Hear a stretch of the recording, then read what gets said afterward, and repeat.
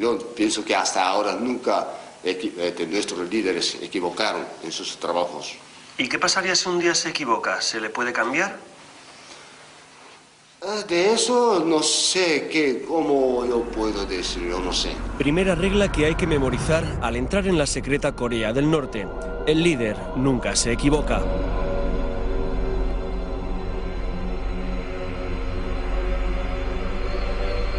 Esta es una reproducción del mítico paralelo 38 que separa desde hace 54 años a las dos Coreas. Es la última frontera de la Guerra Fría. A este lado de la maqueta, la hermética y huraña Corea del Norte. Al otro lado, la emergente potencia económica de Corea del Sur. Un armisticio no es un tratado de paz, por tanto, ambos ejércitos siguen en pie de guerra. Exacto. Una delgada línea separa dos mundos distintos y antagónicos. Una línea que parte en dos esos barracones. De color ceniza, el próspero y democrático sur. De color arena, el empobrecido y dictatorial norte. Dos concepciones que se reflejan en la compostura de sus soldados. Marciales e imperturbables los del norte, mientras que sus enemigos del sur, apoyados por 30.000 soldados norteamericanos, se fotografían unos a otros procurando no pisar la línea roja. Una raya que atraviesa por el centro 7 barracones de madera. Cuando hay visita, se avisa a los del otro lado para que salgan y cierren con llave la puerta que comunica ambos mundos. Este es el pequeño show en el que ya se ha convertido este lugar que se supone que es el más militarizado del mundo. Soldados que hacen guardia enfrente de una línea blanca, soldados supuestamente enemigos que se hacen fotos a su vez sin pasar esa línea, todo bajo los focos de los pocos turistas que han logrado entrar aquí para ver esta zona que se supone que es la más nuclearizada y la más militarizada del mundo. Una palmada advierte de que alguien ha pisado la raya o ha puesto el pie en el otro lado.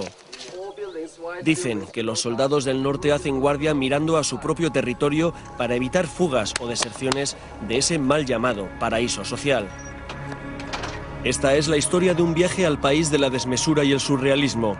Una aventura en el túnel del tiempo para retroceder a los esquemas de la Guerra Fría. En Corea del Norte la vida está desenfocada, tamizada por una lente borrosa donde las conciencias han sido sustituidas por consignas y las opiniones por dogmas. ¿Quieres saber quién es mi Dios? Mi Dios es el gran líder, Kim Jong-il. El gran líder Kim Jong-il, que se hace llamar el sol del siglo XXI. El todopoderoso dictador de Corea, donde el culto al líder es política de Estado y la bomba atómica una especie de santo grial.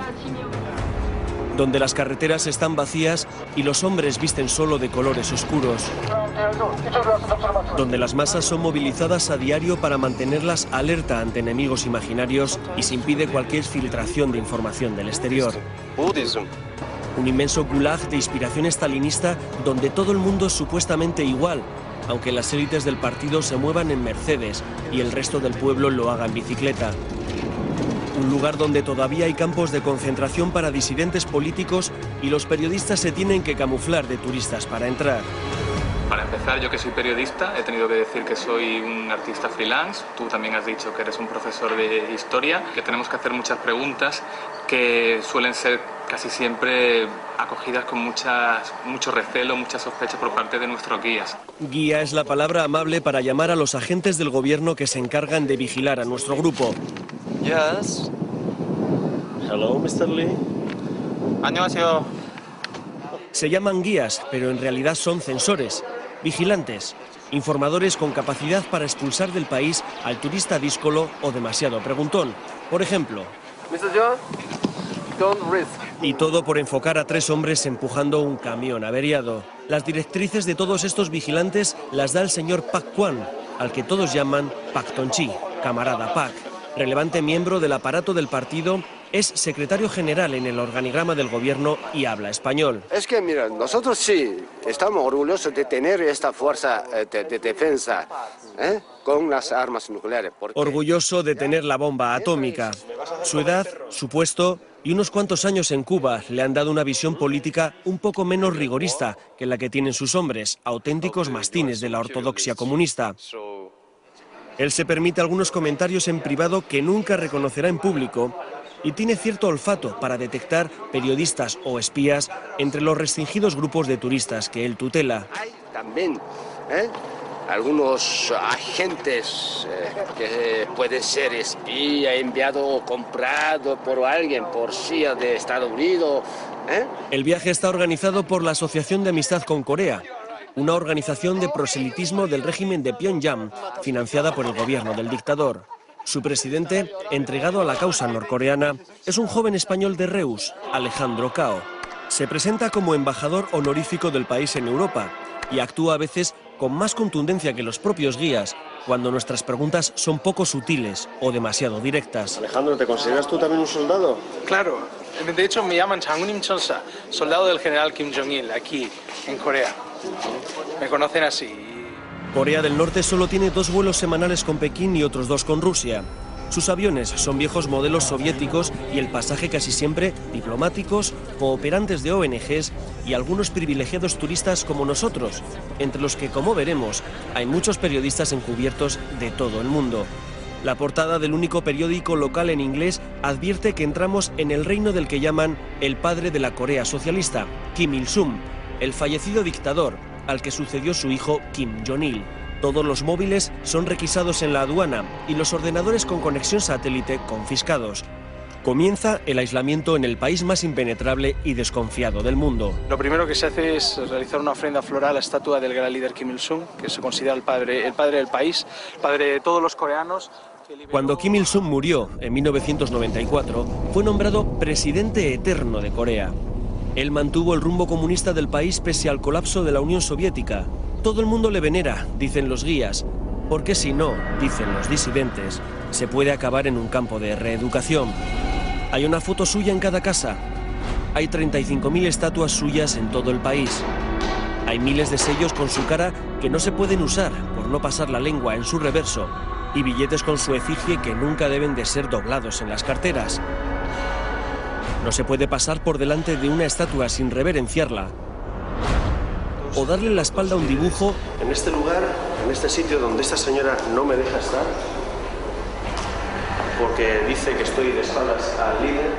En un culto a la personalidad que raya en lo paranoico. Uri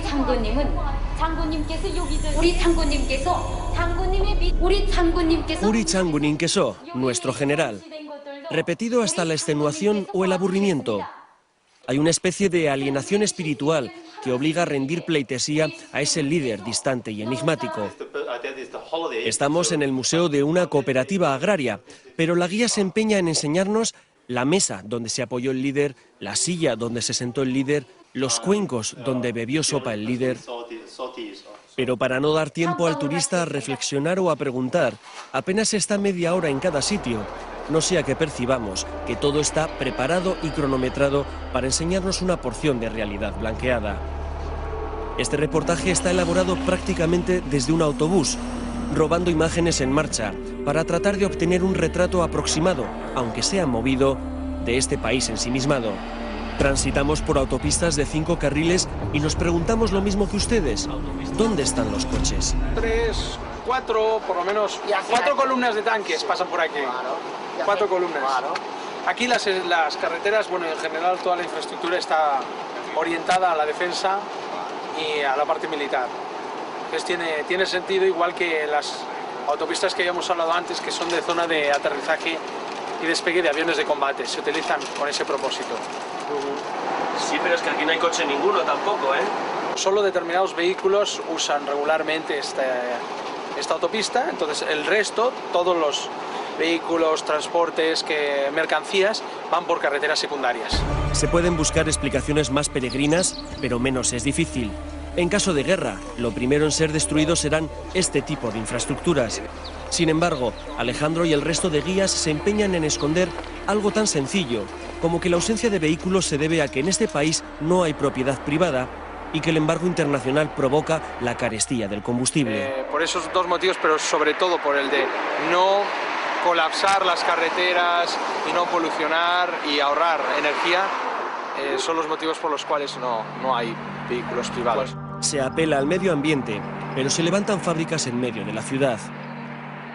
Desde luego, la ausencia de coches tiene cierto encanto para una mentalidad acostumbrada a atascos y contaminación, pero el caso es que aquí no hay coches porque el gobierno no lo permite. Solo aquellos que tengan algún familiar en el extranjero que envía divisas puede acceder bajo permiso a conseguir un vehículo. Esto es una vía secundaria, como las que comenta Alejandro, y tampoco hay coches.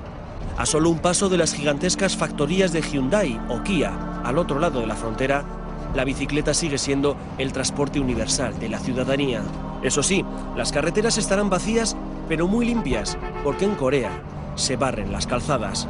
Hay brigadas de barrenderos que cepillan kilómetros y kilómetros de asfalto solitario.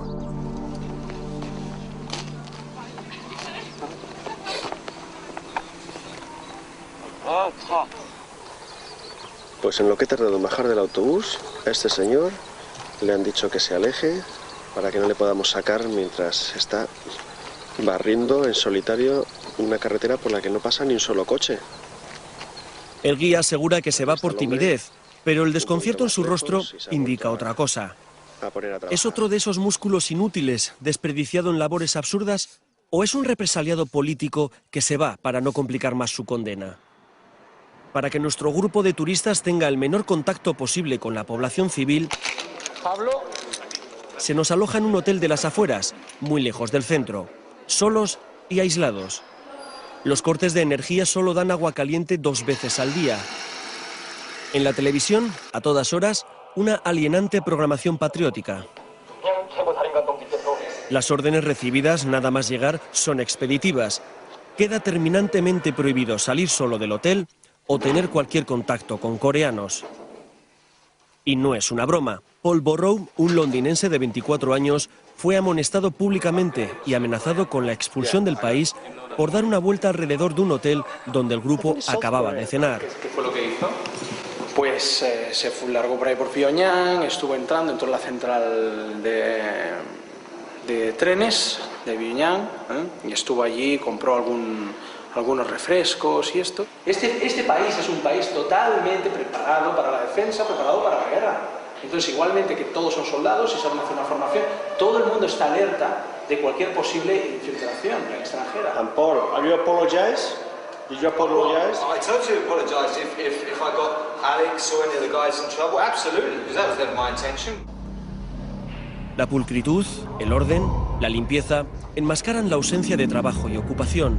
No hay papeleo ni clientes. Disponen de 500 habitaciones, pero todas las llaves están en la recepción. Estamos en cuarentena. ¿Por qué no podemos salir solos a dar un paseo por Pyongyang? No, absolutamente una pregunta tonta. Nosotros queremos evitar algún accidente posible. Queremos ofrecerles, garantizarlos con toda la seguridad personal de ustedes. Es la paranoia de la seguridad, la alucinación sobre un enemigo invisible. Internet no existe, aunque se pueden enviar emails a través de una línea restringida y controlada. Eso sí, los mensajes son traducidos y analizados. Estas funcionarias, por ejemplo, ni siquiera disimulan a la hora de espiar el mensaje del brasileño Marco Resende, otro periodista transmutado en empresario. ¿Por qué crees que estaban intentando ver tu email? Mas imagino que era para controlar el contenido. De manera excepcional, el gobierno norcoreano ha permitido la entrada de 5 turistas norteamericanos. 5 turistas enemigos. Desde la olvidada guerra de los años 50, Estados Unidos se ha convertido en el gran satán para Corea. Y Corea, desde hace unos años, en uno de los vértices del llamado por George Bush, eje del mal. This is a present for the dear leader, Kim Jong-il, and it's a... Are you American? Yes, I'm from the United States, from Virginia. And you call President the dear President? The dear leader. The dear leader. Kim Jong-il, yes. Puede que el señor Borden aprecie mucho al querido líder, pero Kim Jong-il ha decidido que los norteamericanos solo pueden estar 3 días en Corea. Eso sí, al mismo precio que pagamos el resto por semana y media. El regalo de George Borden acabará en este faraónico museo, donde están los más de 200.000 presentes recibidos por el dictador padre y el dictador hijo en 50 años. El lustre de los pomos de bronce se mantiene con paños esterilizados y nuestros pies deben cubrirse con unos zapatos de tela para preservar esa fantasía blanca de lo eterno. La iluminación sugiere la entrada al Olimpo, donde recibe, como siempre, el difunto padre de todos los coreanos. Es un pequeño Versalles lleno de pasillos inquietantes. Son casi 300 salas que se van iluminando de manera fantasmagórica. Hay una vitrina reservada a España con el Quijote y el barco de madera, regalados por Santiago Carrillo, y otros presentes enviados por el Partido Comunista en los años 70. El Museo de los Regalos de los Presidentes Kim Il-sung y Kim Jong-il está horadado en una montaña situada en uno de los lugares más imponentes y más inaccesibles de Corea. Cualquiera podría pensar que se ha buscado un lugar paradisíaco para situar este museo, pero aquí insisten en que se ha horadado toda una montaña para preservar estos regalos de un posible bombardeo de Estados Unidos.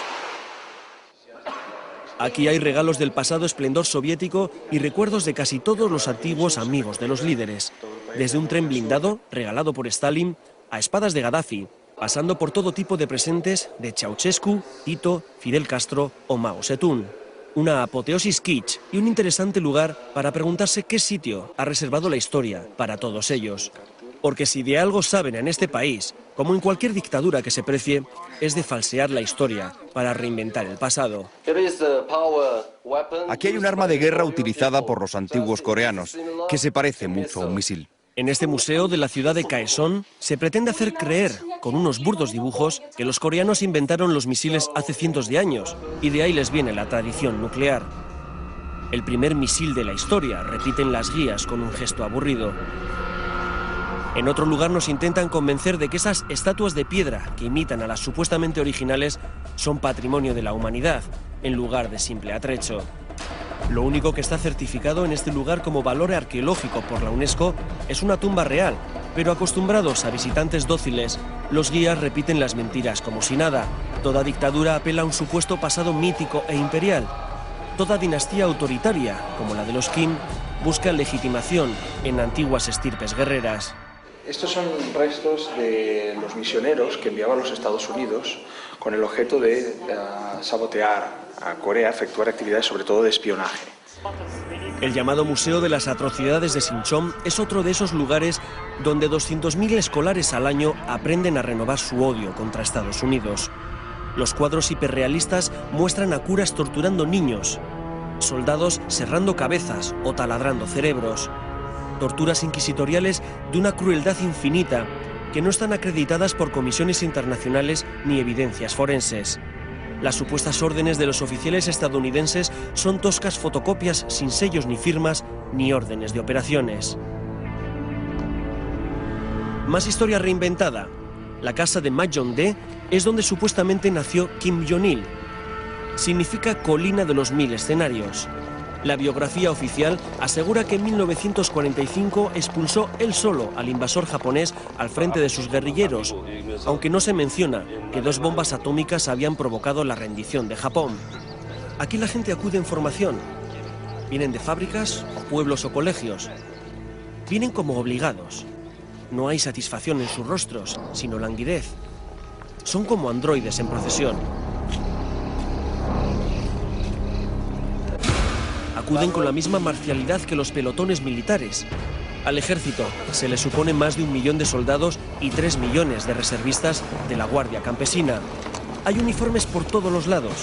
Es como si se estuviera, y de hecho se está, en un estado de excepción permanente, en una constante búsqueda del enemigo. Tomorrow morning, 7 o'clock, yes. You came with me in the century, but you have to move tomorrow morning. Why? I'm an American citizen. No other reason. If I was Canadian or Australian, I'd be staying the whole 11 days, but instead I get 4. So you're supposed to be an enemy for them. Supposed to be, huh? ¿Por qué te han dado solo una visa para 3 días? Porque soy ciudadano americano y que todavía la falta de una relación directa y amigable entre los Estados Unidos y la República Popular Coreana impide que me quedo por un itinerario completo. Los 5 turistas norteamericanos que atravesaron la frontera con nosotros fueron invitados a dejar el país 3 días después. La difícil relación de ambos países y el recelo a que alguno de ellos fuera un espía de la CIA fue suficiente para invitarles a irse. Unfortunately, in the case of our US friends, tomorrow they have to depart. So you have to return to your country, and we really feel very sad because we really like to be with you during all the itinerary. Pero claro, los guías no podían arriesgarse a permitir la entrada de 5 yanquis en el gran acontecimiento del día siguiente. La mayor parada militar en años, con la exhibición de todo su músculo militar, incluido los misiles de largo alcance, a los que se les supone capacidad nuclear. 12.000 soldados al inquietante y filofascista Paso de la Oca. Miles de miembros del partido de riguroso negro coreografiados con una precisión milimétrica. Una movilización de masas que recuerda cierta iconografía nazi. Canciones épicas.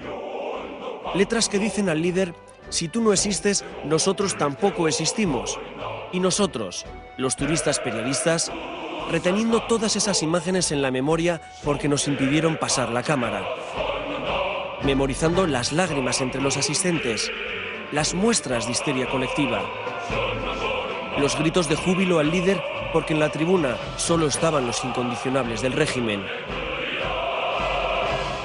Y el visitante que ve pasar esos misiles al lado, que ve cómo la gente puede acercarse a tocarlos en el parking, a bromear, haciendo como que aprietan el botón de la lanzadera. El visitante que imagina los millones de euros que puede costar cada misil para un país tan miserable, cuando se recupera de la impresión de estar rodeado de lunáticos, pregunta a uno de los responsables de nuestra vigilancia por la bomba nuclear. No tenemos armas nucleares para amenazar a otros países, no. Es solo para autodefensa. Tenemos armas nucleares para defender nuestro país de provocaciones y nuevas guerras del imperialismo norteamericano. Lee es uno de los discípulos aventajados del señor Pak. Ambicioso y fanfarrón, sus opiniones son las más dogmáticas y militantes. No se desvía ni un milímetro de la doctrina oficial.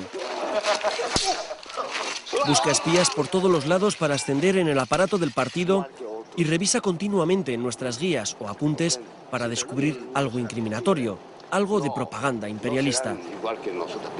Yeah, but why don't you want to see any American movie? I hate American US imperialists, so I hate American movies because Lee es un producto perfecto del adoctrinamiento temprano de los jóvenes en el odio a todo lo que huela norteamericano. Durante su época de universitario participó en las famosas marchas de antorchas, otra turbadora movilización de masas. 200.000 personas purificadas por el fuego y sublimadas en el culto a un líder que se siente a gusto en su papel de semidios. Los regímenes autoritarios necesitan estas demostraciones de asistencia obligada para retroalimentar su sueño de apoyo popular.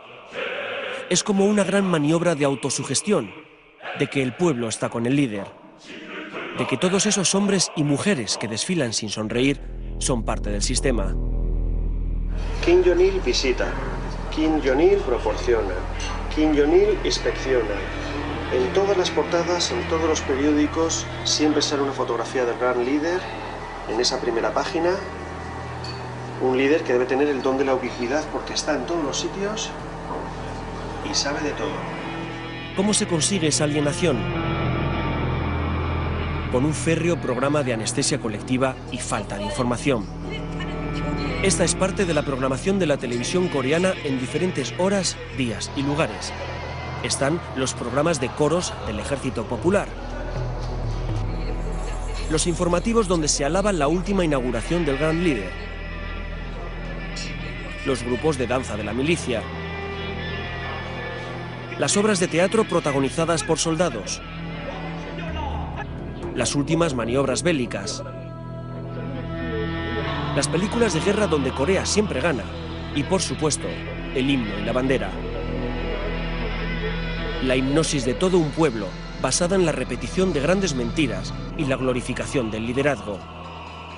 Estoy revisando un periódico y encuentro que el querido líder está en la primera noticia, en el titular. Luego la segunda noticia también está aquí. Y si nos vamos a otra página, encontramos Kim Jong-il de nuevo en un titular. Aquí también una noticia distinta. Aquí también. En esta también está Kim Jong-il. Esta es otra noticia distinta, también está Kim Jong-il. A Coreia do Norte está nas mãos de uma ditadura militar. E como toda ditadura militar, ela precisa manter a população num estado paranoico de permanente movilização. Marco trabaja para la revista brasileña Época, aunque ha dicho que era director de marketing. La entrevista se realiza en su habitación tras confesar que él también es periodista. No somos los únicos. Pablo, del diario ABC, se ha colado como artista. Y Sasha, un reportero croata, ha dicho que era músico. Solo los últimos días del viaje, y tras superar la sensación de recelo y sospecha creada por los guías, se desvelan las verdaderas identidades. En Corea las paredes se escuchan, así que hay que hablar bajo en las habitaciones. No encuentro diferencias entre las movilizaciones nazis y las que hemos visto aquí. Uno de los grandes orgullos del régimen norcoreano es el llamado Arirang, un fastuoso y faraónico espectáculo de gimnasia masiva que se celebra todos los días durante 2 meses al año. La coreografía es perfecta y la representación consigue hechizar por su colorido, su grandiosidad y su complicación técnica, pero es una enorme excentricidad. Una gran exageración que solo se puede hacer cuando un gobierno es capaz de obligar a 100.000 personas a ensayar gratis durante meses y bajo amenaza de reeducación si se niegan a colaborar o cometen algún fallo. Es la gran apoteosis imperial de un dictador que juega con su pueblo y trata de hipnotizarlo con ceremonias de catarsis colectivas. Las canciones patrióticas y de apoyo al líder se escuchan por todos los lados, en el campo, en las fábricas, en el metro de la capital, construido muy profundo para ser utilizado, dicen, de refugio en caso de ataque. Larga vida al hijo del siglo XXI, dice el mural del fondo. Si uno se queda solo en lo estético, el metro impresiona. Si uno trata de hablar con la gente, también se impresiona. Veamos al señor Cho, nuestro guardián de hoy, ahuyentar a cualquier posible entrevistado. Supuestamente está preguntando a este hombre si quiere hablar conmigo, pero realmente le está ordenando que se vaya. ¿Lo intentamos una segunda vez? Lo intentamos una tercera vez. Solo tras decirle que tengo la sensación de estar viendo fantasmas y estar convencido de que los está ahuyentando, el señor Cho obliga a una jovencita a decir a cámara su nombre y traducir que va a comer a casa de una amiga. Parecem guias, mas na verdade são agentes desse regime. E o objetivo deles não é nos mostrar o país. O objetivo deles é controlar o que nós fazemos. Aquí hemos visto cosas tan sorprendentes, tan kafkianas, cosas que podrían aparecer en el libro 1984 de Orwell, que todo sería demasiado divertido si no fuera tan triste como es para la mayoría de la gente que tiene que sufrir este sistema donde evidentemente no hay libertad. No se puede hablar con los pasajeros en el metro, pero sí podemos grabar los misiles del cartel que hay a la salida de la estación. La óptica informativa de una dictadura militar es peculiar y, sobre todo, impredecible. ¿Vas a decir que estamos aplaudiendo? A un grupo de personas que están haciendo picnic, entre ellos algunos soldados. Pero mi cámara está enfocándote a ti y a una pared. Sí. ¿Me puedes explicar por qué no me puedo dar la vuelta? Porque nuestros guías han dicho que no se debe filmar. Entonces, si ellos dicen que no, es que no. Sencillamente hay que seguir las normas. Y hay a veces cosas que se pueden decir, otras que no. Entonces no quiero repetirlo porque si lo repetimos ya no podrás grabar nada más. ¿Vale? Y me gustaría que continuaras grabando los otros días. Si no, te quedarás en el hotel y entonces sí que ya no podrás hacer nada. Lo siento, es así. ¿Esto supongo que puedo utilizarlo? Sí, puedes utilizarlo. No se podía grabar este picnic, fotografiado clandestinamente por el reportero croata. En Corea nunca se sabe cuál es la foto que te puede costar la acusación de espionaje y la expulsión. No graba, hombre. Un niño llorando en una chabola no se debe de grabar. Otro crío chapoteando en un charco, tampoco.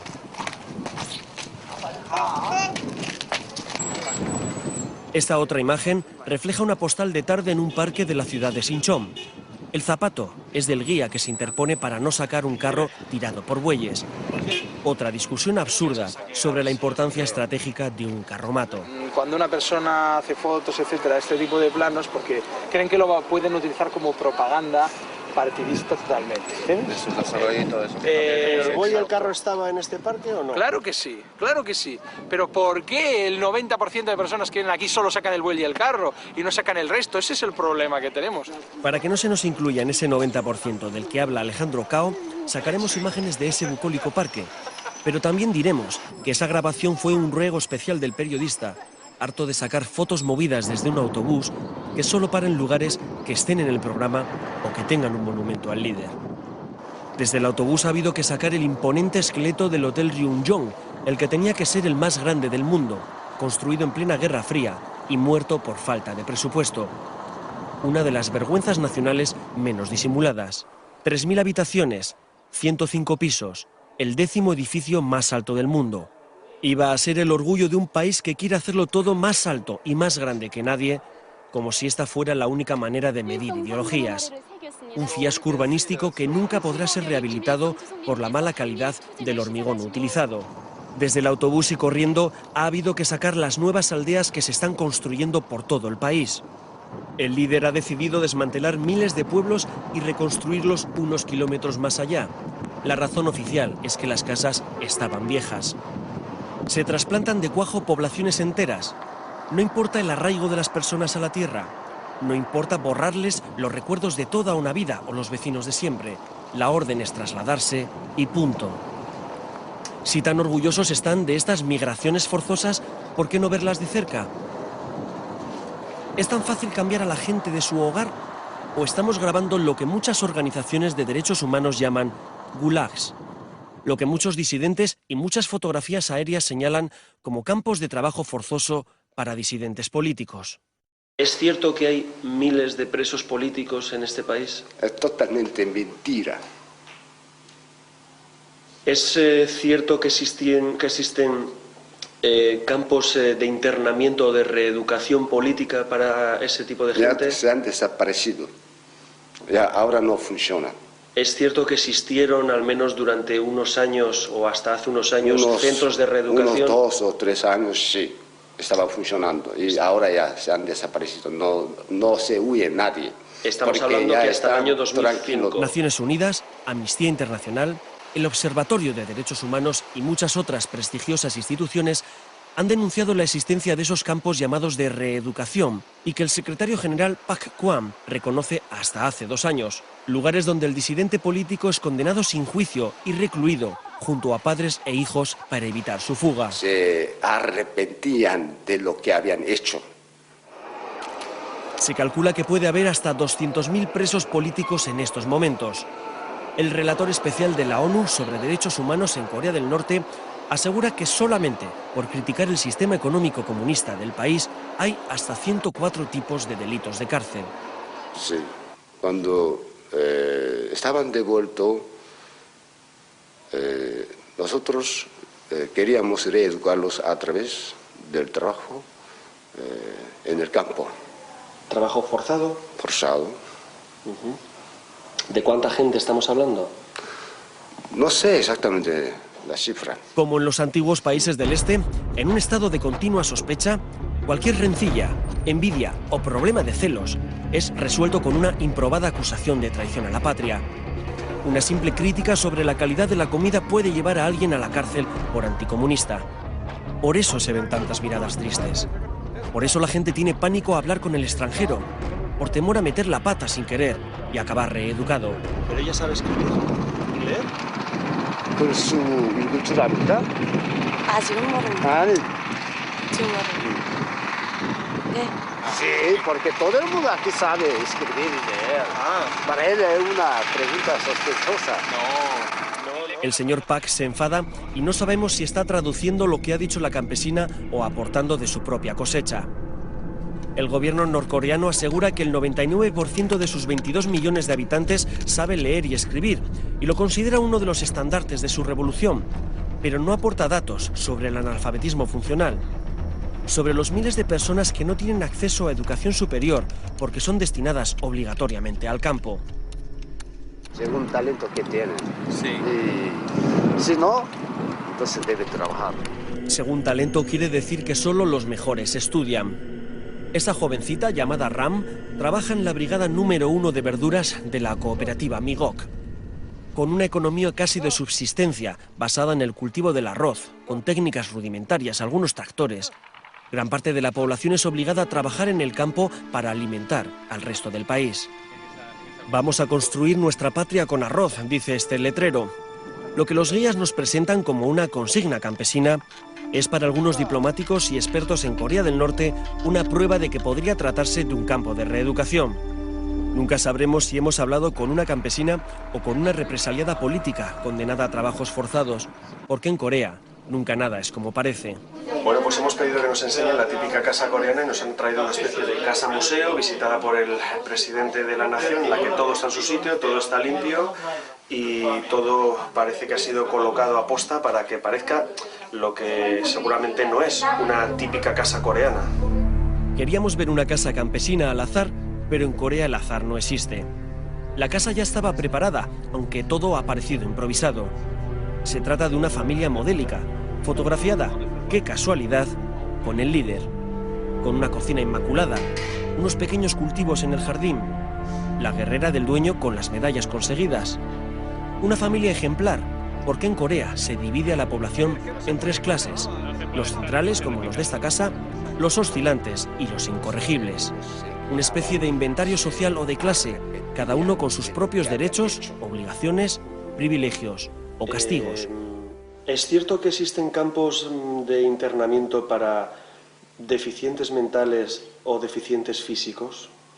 No, de eso no solo trabajos en el campo, solo lo que hacen los campesinos de hoy.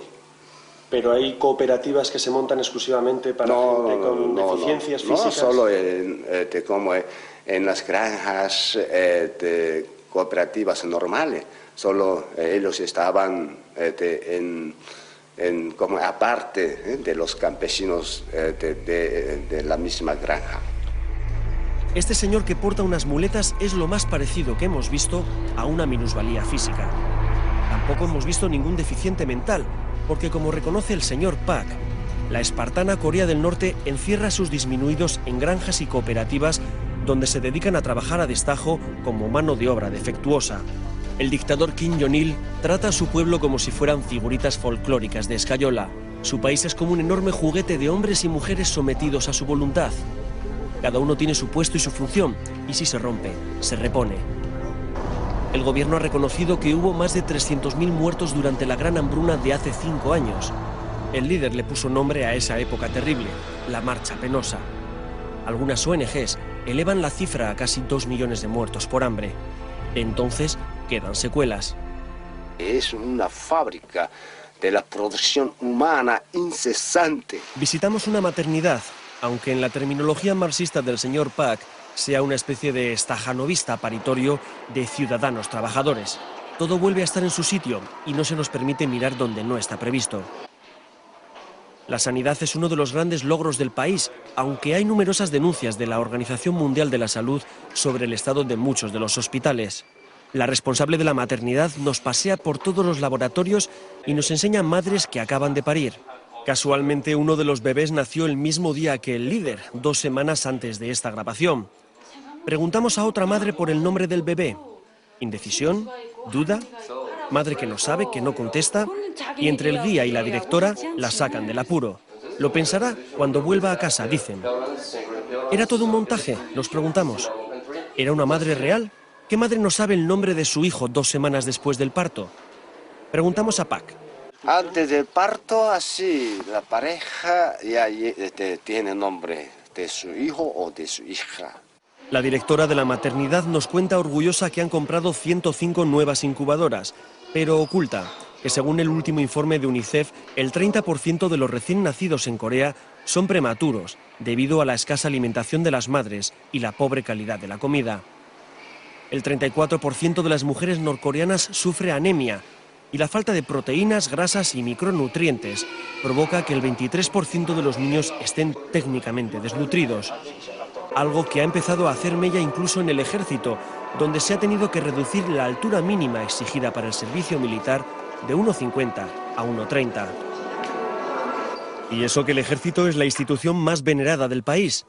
Hay cementerios y estelas funerarias en recuerdo de los mártires por todos los lados. La disciplina castrense impregna cualquier acontecimiento social, porque aquí hasta el ocio también está controlado y programado. No hay ninguna familia en Pyongyang que no haya visitado el famoso y extravagante Museo de las Flores y no se haya fotografiado con miradas de trámite ante la imagen de los dos líderes, padre e hijo. Aquí solo hay begonias rojas y orquídeas moradas, modificadas genéticamente, y a las que se les ha dado el vanidoso nombre de Kim Il-sunias y Kim Jong-ilias en honor de los dos dirigentes. Entre los centros de flores dedicados a los líderes se pueden ver incongruencias visuales como estas pistolas sobre pétalos rojos o reproducciones de misiles entre ramos de orquídeas. Son flores para el pueblo, rezan los carteles, entregadas por los dos padres de la patria. El gran líder ha escrito centenares de libros como este, ha diseñado la ciudad entera, ha pensado en sus plazas, en sus monumentos, ha inventado nuevos sistemas hidráulicos, software para ordenador, ha logrado la bomba atómica y todo lo ha hecho él. Dicen aquí que es porque tan solo duerme 3 horas diarias, y es que uno de los primeros objetivos de cualquier régimen totalitario es eliminar la capacidad crítica y reflexiva de sus ciudadanos. La Torre Juche pasa por ser, como no, el monolito más alto del mundo. Está erigida a la ideología del mismo nombre creada por el presidente Kim Il-sung. Básicamente, es un marxismo-leninismo redefinido con elementos confucianos y que se resume, según la experta, en una frase. El hombre es el maestro de todo y decide sobre todas las cosas. Si cambiáramos el enunciado y dijéramos que el líder es el maestro y que el líder decide sobre todas las cosas, estaríamos ajustando mejor el ideario Juche. Una teoría mantenida en base al absoluto desconocimiento de otras realidades sociales que pudieran contaminar este paraíso social. Por eso, hasta la especialista hace preguntas tan sorprendentes como esta. En tu país, por ejemplo, ¿todo el mundo tiene derecho al voto o puede presentarse a las elecciones? El aislamiento es imprescindible para mantener una gran mentira. Por eso se reescriben las biografías oficiales de los líderes, para dotarlos de un pasado heroico y cierta pátina intelectual. Por eso se levanta un colosal parlamento para 700 diputados que, sin embargo, solo se reúne una vez al año. Por eso los diccionarios enseñan a decir buenos días en coreano o deseo una larga vida al camarada presidente. Y por eso se le adjudican al líder poderes sobrenaturales o se inventan estadísticas. ¿Qué estás leyendo, Valentín? Pues un libro sobre las construcciones en Corea del Norte. ¿Qué tal está? Pues la verdad es que bastante sorprendente, porque son capaces de construir viviendas en 4 minutos y 54 segundos y en un día entero pues construyen apartamentos para 200 familias. ¿Eso es un libro oficial? Pues sí, editado por el gobierno de Corea del Norte. Qué desmesura, ¿no? Pues diría yo que sí. Vamos, Valentín Plamenov es búlgaro, vive en Madrid y trabaja para un mayorista portugués de viajes. Se crió en los años 80 en un régimen muy parecido a este, por eso es capaz de detectar las pequeñas sombras que acechan a esta versión del comunismo a la coreana. Son pequeñas contradicciones que han empezado a socavar siquiera superficialmente la marmórea ideología norcoreana. Desde hace unos años se han abierto boleras y salas de juego donde acuden los hijos de las élites urbanas. Se juega sin dinero para evitar la ludopatía, pero jugar se juega. Así, de esta manera, nosotros mantenemos entre la juventud el espíritu socialista, no el espíritu capitalista. Las autoridades han permitido la apertura de un casino en los sótanos de un gran hotel. Al lado incluso una sala de masajes, donde se pueden comprar los servicios de una prostituta. El precio es muy alto, advierte el intermediario chino, en un lugar que se precia de ser impermeable a la pornografía. Juego y sexo de pago corrompiendo esta supuesta Arcadia socialista, donde, y siguen las contradicciones, funcionarios como el señor Pak aseguran que viven con un salario de €1 al mes. Pero nosotros con $1 vivimos. ¿Pero eso qué? ¿De qué manera? Tenemos un sistema estatal de suministro muy fuerte, garantizar la vida gracias a este sistema de suministro estatal. La vida de los coreanos está bien garantizada. Pero Pak, solo las gafas y el reloj que llevas cuestan más de $1. Claro. ¿Cómo accedes a ello? ¿Qué? Es ¿cómo yo puedo explicar? Estás diciendo que gastarías el salario de todo un mes, que es $1, pero para comprarte gafas. Es el método del cálculo de los occidentales, no el método de cálculo de los coreanos. Los números son los números. Da igual que sea occidental o coreano. Ya no joda más. Según PAC, el Estado suministra al mes a cada persona 15 kilos de arroz, 3 de carne y 16 huevos. Todo lo que no sea eso debe de ser comprado, por lo que está floreciendo un mercado negro de primera necesidad que los dirigentes no niegan, pero que llaman mercado secundario. Cada vez más ciudadanos acceden a los restaurantes estatales subvencionados a comer, por ejemplo, uno de los platos típicos, carne de perro, un manjar para algunos de nuestros circunspectos guías. You like the dog? Salud. Cheers. Yeah? How does it taste? It is dog meat. Corea del Norte es un régimen anciano y anquilosado que se mueve lentamente, pero se mueve. La aportación coreana a la hoz y el martillo comunista es un pincel que simboliza la presencia de los intelectuales en la revolución. Otra mentira de Estado. En Corea no hay pensadores, sino propagandistas del caudillo. No hay poetas o escritores, sino trovadores del régimen. El intelectual es crítico por naturaleza, el artista es indisciplinado. En realidad, ambos han sido carne de disidencia durante muchos años. La ideologización comienza en los colegios, en los institutos, en esos vestíbulos donde hay que saludar al líder cada vez que se pasa por delante, en esos pasillos escolares llenos de murales con fusiles y misiles, como si fuera de lo más normal, en esos dibujos de prisioneros norteamericanos, aunque en las clases de interpretación se utilice tecnología, made in USA. En el Palacio de los Niños, un imponente edificio donde se enseñan diferentes disciplinas a los críos más talentosos. El plan de estudios combina arte e ideología. Aquí se construyen mentalidades patrióticas a través de los sentidos. Al visitante se le muestran niños cantando canciones sobre el presidente, pintando consignas revolucionarias o bailando bajo la atenta mirada de los líderes. En este país el dibujo es puro realismo social. En Corea del Norte no existe el arte abstracto o el figurativo, y mucho menos el surrealista. Se consideran desviaciones al verdadero sentido de las artes, que es formar ciudadanos correctos y obedientes. En este palacio se crean jóvenes autómatas, niños soldados moldeados en la adoración a un líder al que le deben casi la vida. Como dice el presidente de una organización surcoreana que trabaja para la unificación de ambos países, no creo que sea bueno ese entrenamiento ideológico en la educación de los niños.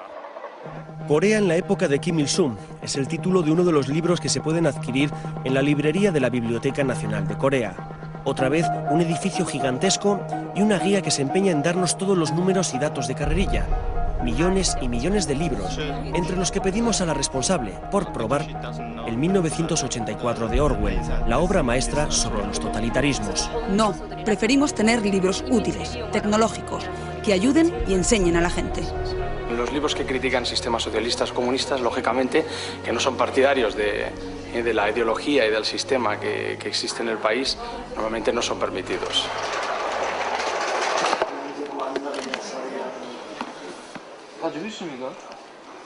Le pedimos el castillo de Kafka, donde se describe el terrible poder de una inaccesible autoridad.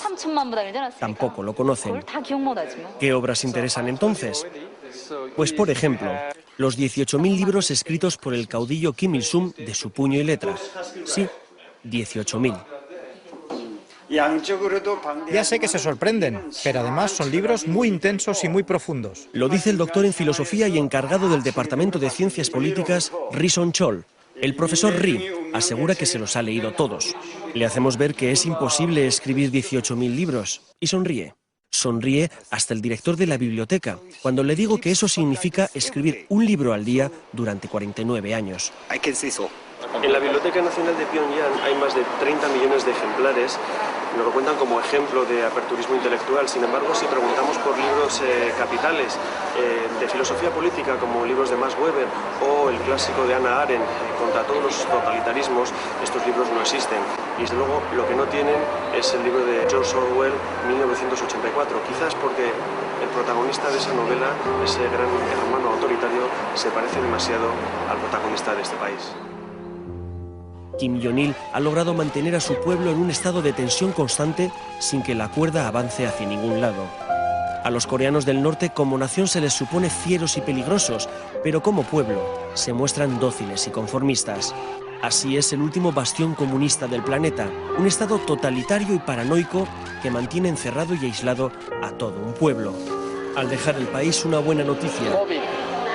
Nos devuelven a todos nuestros teléfonos móviles.